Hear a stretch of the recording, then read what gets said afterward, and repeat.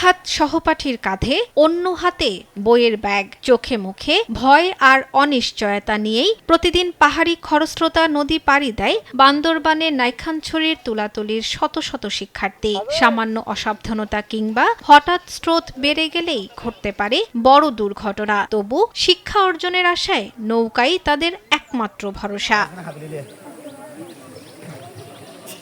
বান্দরবানের নাইক্ষ্যংছড়ি উপজেলার সীমান্ত ঘেঁষা তুলাতলী গ্রামে বসবাস 4 থেকে 4,500 মানুষের। নদীর দুই পারে কয়েকশো পরিবার। একটি সরকারি প্রাথমিক বিদ্যালয় ও একটি দাখিল মাদ্রাসায় পড়েন প্রায় 500 শিক্ষার্থী। কিন্তু একটি সেতুর অভাবে বর্ষা এলেই থেমে যায় স্কুলে যাওয়া। শুধু শিক্ষাই নয়, রোগী হাসপাতালে নেয়া, কৃষিপণ্য বাজারে পৌঁছানো সবকিছুতেই নিত্যদিনের দুর্ভোগ পোহাতে হয় এলাকাবাসীকে।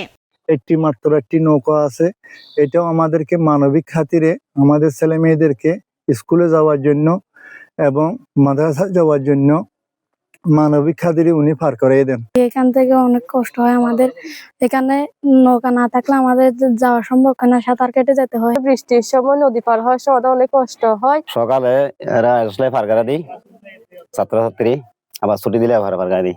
এলাকাবাসীর একটা চাওয়া থাকবে, পাওয়া থাকবে, বর্তমান সরকার যাতে এই বৃষ্টি করে কোমলমতি শিক্ষার্থীদের যাতায়াত করতে সহজ করে। তুলাতলী ফরেস্ট বিট খালের উপর সেতু নির্মাণের জন্য মাটি পরীক্ষা ও পরিমাপের কাজ আগেই শেষ হয়েছে। 2025-26 অর্থ বছরে টেন্ডারের আশ্বাস মিললেও এখনো দৃশ্যমান কোনো অগ্রগতি নেই।